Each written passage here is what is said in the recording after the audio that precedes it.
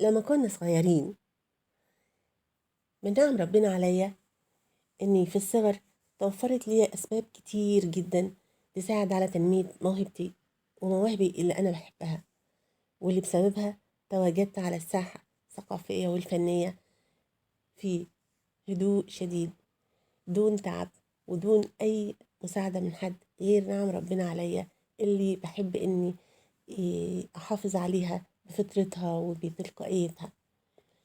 من ضمن هذه الأشياء كان حبي للإذاعة والتلفزيون والإعلام والصحافة، لأني نشأت في بيئة بتتميز بتوافر كل ما يلزمني في هذا المضمار.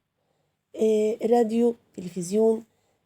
كان من حسن حظي إن جدي هو أول من أدخل راديو لبلده علشان يتابع النحاس وسعد زغلول وما إلى ذلك. أيضا كان والدي من الناس اللي اهتموا بخالي التلفزيون، فصحيت فتحت عينيا من وأنا لسه صغيرة جدا إن في إذاعة، تلفزيون، راديو، ويعني إيه بس، ويعني إيه فيلم، ويعني إيه لما الفيلم يتقفل التلفزيون مش هنسمعه ولا هنشوفه تاني.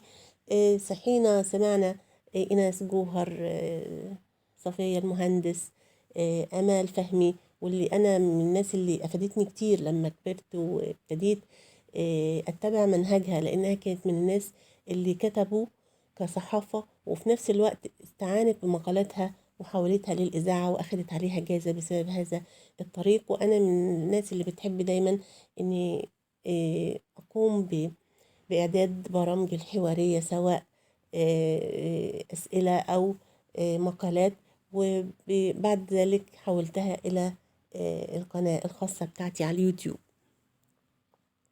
فكانوا دول هم الناس اللي أنا اتعلمت منهم وحبيتهم وجعلوني أعشق هذا النوع من المجالات. أيضا تواجد كل أنواع الجرائد والمجلات والكتب الثقافية في سن صغير جدا، مجرد إني أشوفهم فقط، ثم بعد ذلك بدأت أتعلم منهم بعدما استطعت أن أقرأ. الأول كان اللقاء بالكتب عبارة عن لقاء سماعي من خلال جدتي في ألف ليلة وليلة وقراءتها للشعر داخل القصة اللي بتحكيها، حكاوي ماما عن القصص النبوي وعن كثير من الأشياء اللي اتعلمتها أيضا من إذاعة وتلفزيون. كل ده قدر يديني مساحة كبيرة أنمي بيها موهبتي.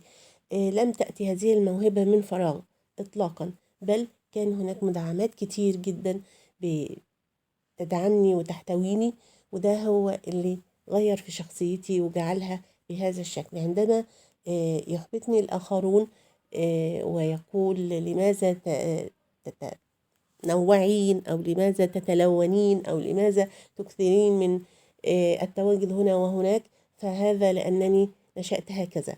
كنا ونحن صغار لأن والدي يسافر إلى الخارج فقد أحضر ريكورد معه المايك، تعلمت أن أقف أمام المايك كميكروفون منذ الصغر. كنا ونحن صغار أنا وأولاد العم وأولاد الخال نقوم بعمل حوار بيننا وبين بعض.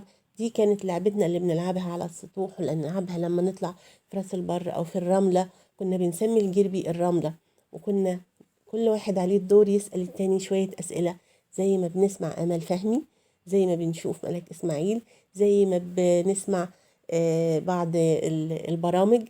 كنا بنقلد، والتقليد كان أساس الموهبة اللي نمت عندي. كنت بحبها جدا. تدرجت حتى وصلت للإلقاء والقراءة بصوت جميل، فأخدت جايزة ومركز أول ومركز أول مرة واتنين في أثناء دراستي. كل هذه الأشياء دعمت موهبتي إلى الآن، وتظل وتبقى تلك الموهبة هي الأوحد، لأني بحبها جدا وبحس أني وجودي فيها.